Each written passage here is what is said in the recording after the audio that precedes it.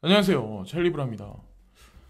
오늘 영상은 처음부터 끝까지 보시면 반전 드라마가 있어요. 그래서 끝까지 보시기를 추천드립니다. 저도 그리고 정보를 찾아서 이제 퍼즐을 맞히면서 제가 이제 반신반의 했었던 어떤 그 퍼즐들이 완벽하게 다 맞춰졌거든요. 그래서 XRP 투자하시는 분들 끝까지 한번 시청을 해보시고 지금 현재 상황에서 너무 패배감이나 어떤 분들은 이제 XRP 코인에 관해서 이제 반감을 가지신 분들이 되게 많아요. 이거 투자할 필요 없다.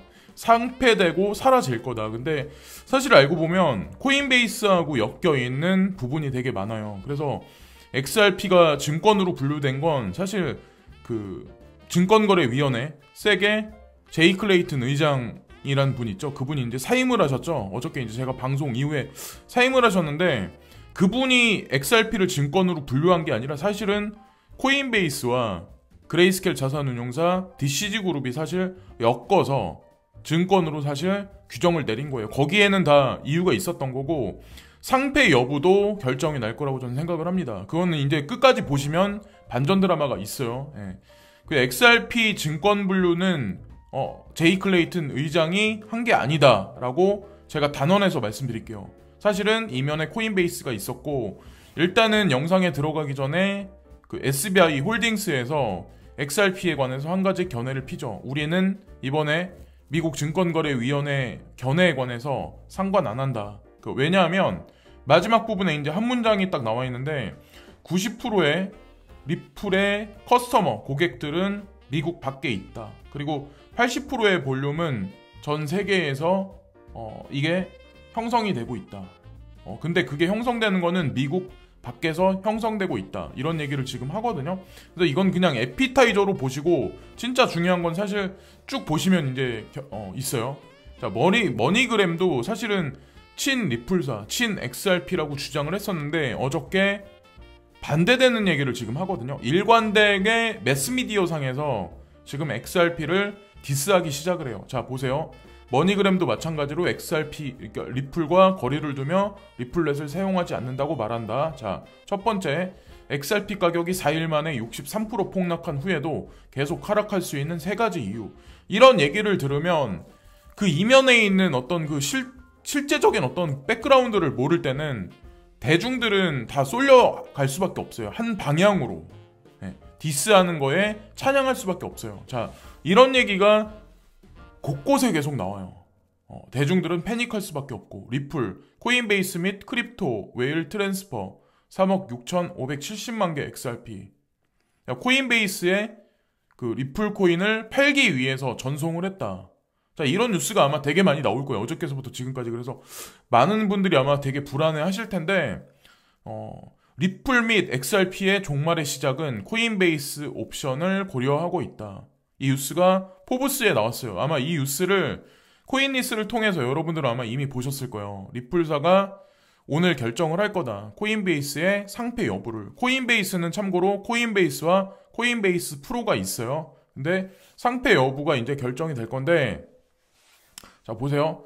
전 세계적으로 거의 4천만 명의 사용자를 자랑하고 있는 거대한 IPO를 준비하고 있는 세계 최대 거래소 중 하나인 미국 기반 코인베이스의 대변인은 그것이 어떻게 될 것인지 물었을 때 현재 그들의 옵션을 고려 중이다. 몇 가지 사항에 관해서 이제 고려 중이다. 옵션이란 얘기가 이제 선택 사항이죠. 리플에 대한 세계 소송에 대응합니다. 자, 그래서 이분이 이제 뭐라고 말씀하시냐면 XRP 거래를 허용하는 모든 거래소는 잠재적으로 법을 위반할 가능성이 있으므로 거래소는 상장을 취소할 수밖에 없습니다. 이 얘기는 맞는 말이고 그리고 미국 증권거래위원회의 법률의 바퀴가 매우 갈기갈기 짝이 없는 경우라고 덧붙였다. 그러니까 현재 이제 미국에서 가상자산을 바라보는 규제 자체가 사실은 앞뒤가 안 맞는 게 되게 많다는 거예요. 짝이 안 맞는 게 되게 많다는 거예요. 그래서 사실은 코인베이스가 나서서 하나의 자치기구를 만든 게 있어요. 그건 좀 이따 이제 디테일한 걸 말씀드릴 건데, 근데 결국에는 XRP는 사라지지 않을 거라는 얘기를 끝에다 덧붙여요. 코인베이스가 XRP를 그대로 유지를 하려면, 코인베이스가 IPO 전에 증권거래소의 동일한 라이센스를 받아야 돼요. 무슨 의미인지 아시겠어요?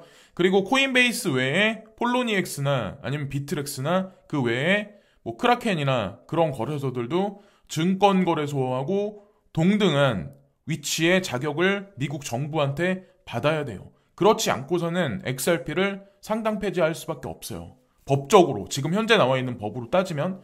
근데 이제 중요한 건 뭐냐면 나스닥의 전 회장이라는 분이 누구냐면 나스닥의 전 회장은 글렌 허친슨이라는 분이에요. 글렌 허친슨은 디지털 커런시 그룹의 중요 이사예요. 사실은 표면상에 나와 있는 디지털 커런시 그룹의 얼굴마당은 제가 항상 말씀드리는 베리 실버트인데 그 이면에는 사실 연준의 이제 뭐 금리 안이나 정책에 관해서 뼛속까지 이제 관여가 돼 있는 글렌 허친슨 프랭클린 연구소라는 곳이거든요. 근데 이분이 나스닥의 전 회장이에요.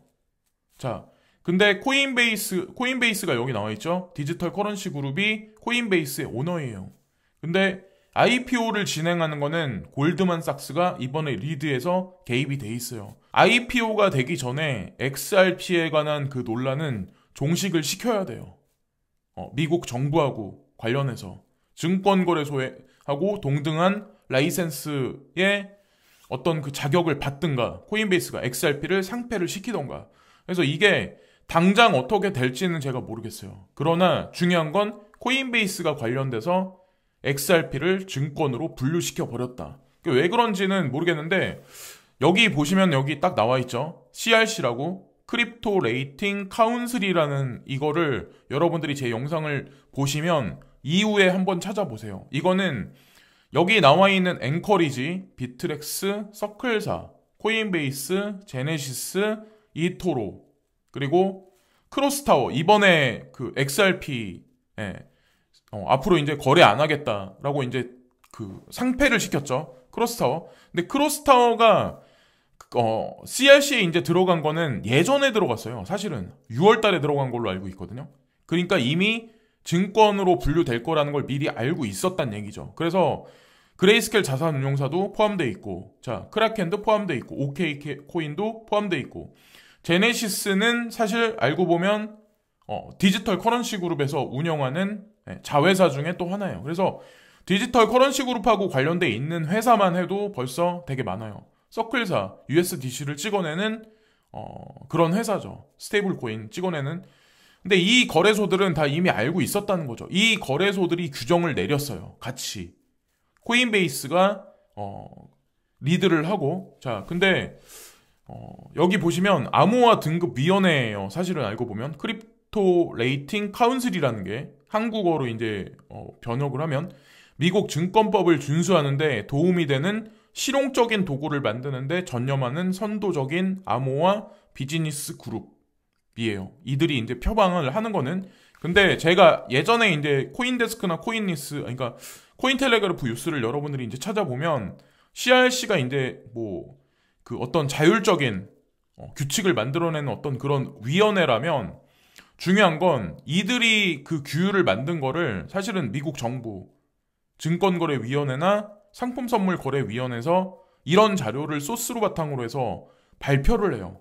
네. 근데 여기 딱 디테일한 걸 보시면 아마 아시겠지만 CRC를 시작한 이유가 우리는 암호화폐 자산이 미국 연방증권법에 따라 증권으로 분류될 가능성이 어느 정도인지를 일관되고 객관적으로 평가하기 위한 프레임워크를 만들기 위해 크립토 레이팅 카운슬을 구성했습니다. 시의회는 주증권법을 다루진 않습니다. 근데 어쨌건 이 CRC에서 나온 자료를 바탕으로 해서 그거를 발표를 오피셜하게 미국 정부에서는 발표를 했어요.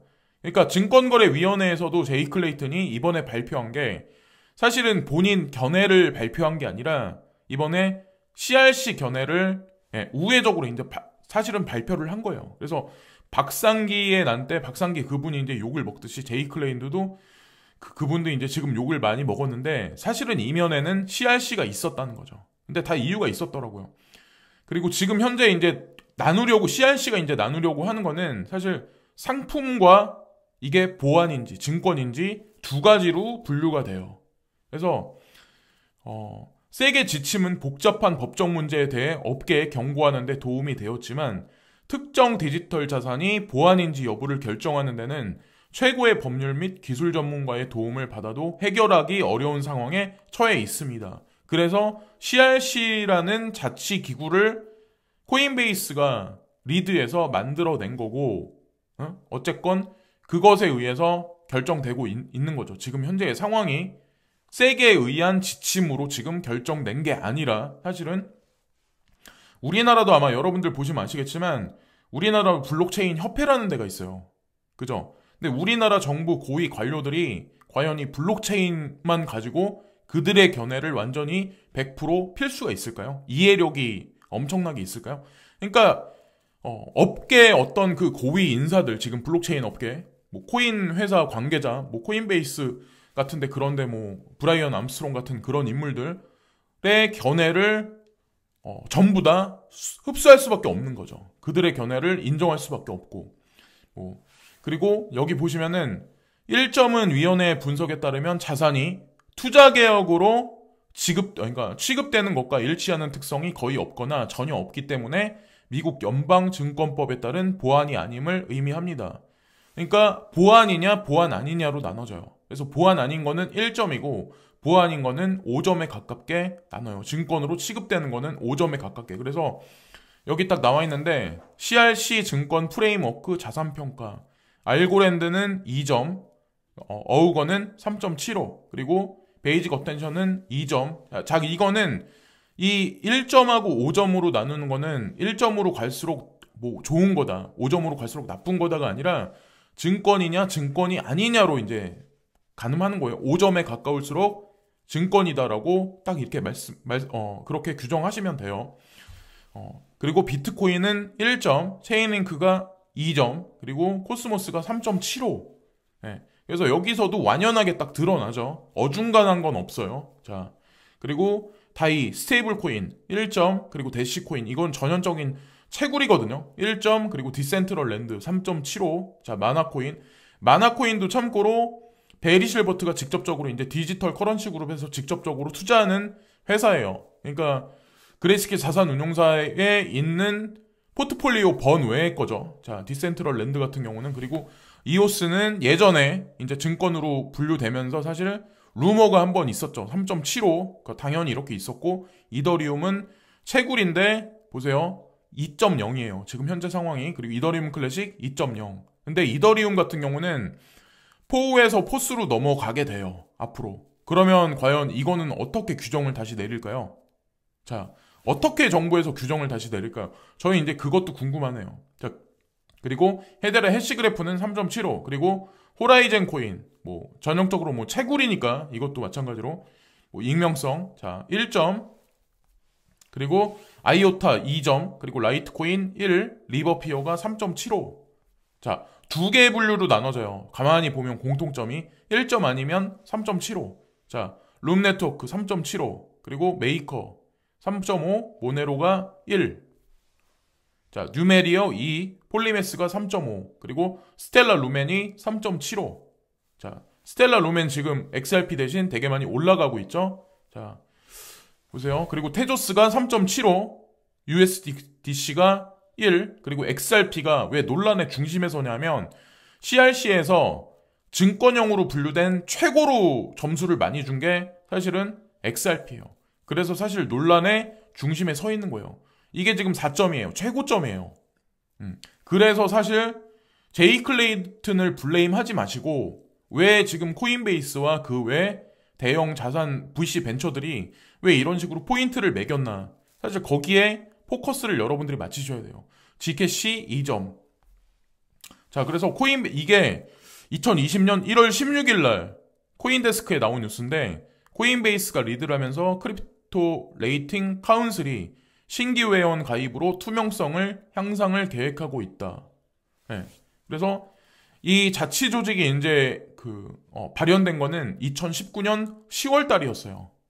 그러니까 2020년이 아니라. 그러니까 이미 무슨 얘기냐면, 이미 비트렉스나 코인베이스나 아니면 그레이스케일 자산운용사, 뭐 제네시스 같은 경우는 이미 XRP가 증권으로 분류될 거라는 걸 미리 이때서부터 알고 있었다는 거야. 벌써 1년 전서부터. 무슨 의미인지 아시겠어요? 지금 그래서 매스미디어 상에서 이런저런 뭐 얘기들이 되게 많이 나오는데 이미 이 업계 관계자들은 이미 알고 있었다는 거죠. 자, 코인베이스가 주도하는 조직인 CRC는 미국 법에 따라 서로 다른 암호화폐가 증권인지 여부를 평가하기 위한 표준을 만들기로 희망하며 새로운 회원을 추가를 하고 있습니다. 이때 들어간 데가 이토로라는데요. 이거는 증권도 거래를 하는 데잖아요. 그리고 레이다, 아까 써 있었죠. 제가 이제 CRC 회원사를 이제 말씀드릴 때, 그리고 OK코인, US도 여기 합류해서 움직였어요. 코인베이스가 리드를 하고. 자, 그래서 이제 중요한 건 뭐냐면, 사실 제가 아까 처음에 초반에 말씀드렸다시피, 코인베이스 IPO 전에 이 문제는 아마 결정이 될 거예요. 근데 중요한 건, 코인베이스가 그 XRP를 증권으로 분류를 했을 때는 사실 여러 가지 것들이 의미가 저는 있다라고 생각하거든요. 사실은 비트코인 ETF하고도 이제 관련이 있을 수도 있고, 가장 중요한 건 뭐냐면 이 그림자 금융 세력이란 사람들이 이 크립토 가상자산 시장을 이 주식시장, 현존하는 나스닥이라는 이 주식시장에 제도권에 편입을 시키는데, 사실 XRP가 바로 정면에 맞닥뜨렸기 때문에 증권이다 라고 규정됐기 때문에 사실 이것에 관해서 아마 결론이 전 날 거라고 생각을 합니다. 그래서 지금 딱 오피셜하게 나온 뉴스는 없지만 제가 가상적으로 먼저 이제 말씀드리고 싶은 건, 코인베이스 거래소가 IPO 전에 아마도 미국 정부한테 증권 거래소하고 동등한 어떤 위치에 라이센스 취급을 받은 그런 어떤 동급을 받으면서 아마도 이런 뭐 여러 가지 문제는 실마리가 아마 풀리지 않을까라는 생각을 저는 이제 하고 있어요. 그래서 제이 클레이튼을 블레임하지 마시고, 왜 이들이 지금 무슨 꿍꿍이를 피고 있나, 왜 XRP에 관해서 증권으로 규제를 시켰나, 그걸 여러분들이 보시면 돼요. 그리고 XRP 외에 또 3.75 정도 점수 받는 그런 코인들 있잖아요. 그런 코인들도 사실 그 범주 안에는 다 들어가는 거거든요. 증권으로 분류된 거에 관해서. 그래서 크립토 시장과 이 주식 시장이 중간에 이제 벽이 허물어져야 유연한 자본의 이동이 가능하거든요. 지금 크립토 마켓을 제도권에 관해서 수용시키기 위한 수용이 돼야 결국에는 주식시장에서 빠져나온 돈이 가상자산 시장으로 들어가고, 가상자산에 있는 돈이 주식시장으로 들어가서 이게 섞일 수밖에 없어요. 근데 XRP가 논란의 중심에 선 거는 사실 증권으로 분류된 가장 최고의 점수를, 그러니까 최고의 점수를 받았기 때문에 사실 지금 논란의 중심에 선 거죠. 그래서 어쨌든 짜고 치는 고스톱이라고 이제 전 생각을 하거든요. 글렌 허친슨과 뭐 제이 클레이튼, 뭐 하여튼 뭐 글렌 허친슨과 나스닥, 코인베이스 상패 여부도 걱정을 너무 많이 그렇게 하지 마시고, 이게 등락폭이 당분간은 있을 수 있어요. XRP에 관해서. 근데 과연 CRC에서 왜 증권이 아닌 상품으로 분류해서 왜 그거를 나누었을까? 그것에 관해서 포인트가 전 있을 거라고 저는 생각을 하거든요. 자, 그리고 여기 마지막에 이제 이마트, 제가 이제 알고리즘으로 여러분들이 이제 느닷없이 이제 이마트에 관해서 이제 동영상이 뜨더라고요. 그래서 제가 클릭을 했는데, 정용진 부회장님이 여기 직접 밭에 가셔가지고 이 배추를 따고, 그리고 이걸로 이제 김치를 담그는 모습이 있잖아요. 그런 게 유튜브에 나오더라고요. 이마트가 신선한 식품에 관해선 선도를 하겠다. 이마트 사랑해달라. 이런 식으로. 근데 이거 진짜 이례적인 일이거든요. 예전에 진짜 볼 수 없었던 일이거든요. 이거 무슨 의미냐면, 예전과는 세상이 되게 많이 바뀌었다는 거예요. 쿠팡 같은 이커머스 업체가 등극을 하면서 계속 영역을 이제 좀먹어 가는 거죠. 기존에 한국에서는 이마트 가면 오프라인 마켓에서는, 이 커머스 마켓에서는 절대 강자였어요. 근데 주식 시세를 보시거나 지금 현재 이마트도 점진적으로 점포를 줄이고 있거나 막 이런저런 여러 가지 어떤 그 정황을 보면 예전 같지 않다는 거죠. 실물 경제의 위기가 사실 이마트를 보면 알 수 있어요. 오죽하면 이분이 직접 여기 나오셔가지고 하실까요? 저는 가상자산 시장이 지금 XRP 논란으로 해서 되게 불안해.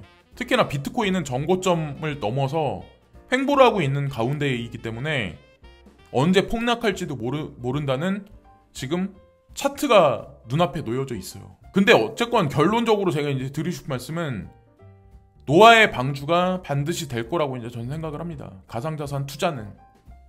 왜냐면 그림자 금융 세력들이 그들을 위해서 이 가상자산 시장을 탄생을 시켰기 때문에 현재 통화 시스템의 위기를 극복하기 위해서 탄생시킨 게 가상자산 시장이기 때문에 비트코인이 올라가서 그걸 즐기는 게 중요한 게 아니라 왜 탄생했나, XRP 논란이 왜 지금 이 논란의 중심에 있나, 왜 증권인지 여부가 왜 중요한지, 그것에 관해서 왜 코인베이스는 IPO를 앞두고 왜 그런 발언을 지금 하고 있나. 결론은 분명히 날 거라고 저는 생각을 합니다. 오늘 제 영상을 보시고 아마 의견이 되게 분분하실 거예요. 이거는 너의 뇌피셜이다, 뭐 아니다. 근데 가장 중요한 핵심 뭐냐면 이미 그들은 알고 있었다는 거예요. 1년 전부터, 작년 10월 달부터 코인베이스는 증권이다라고 본인들이 분류를 시켜 놓은 거예요. 자, 그럼 어떻게 될까요? 결론은 결론은 분명히 납니다. 지금까지 찰리 브라운이었고요. 지금까지 시청해주신 모든 분들께 진심으로 감사를 드리고요. 그레이스케일 자산운용사도 왜 관여가 돼 있는지 CRC에 그런 걸 보시면 아마 마음의 안도를 어느 정도는 찾으실 거라고 저는 이제 생각을 합니다. 지금까지 찰리 브라운이었고요. 오늘도 구독과 좋아요 부탁드리면서 이번 영상은 마치겠습니다. 감사합니다.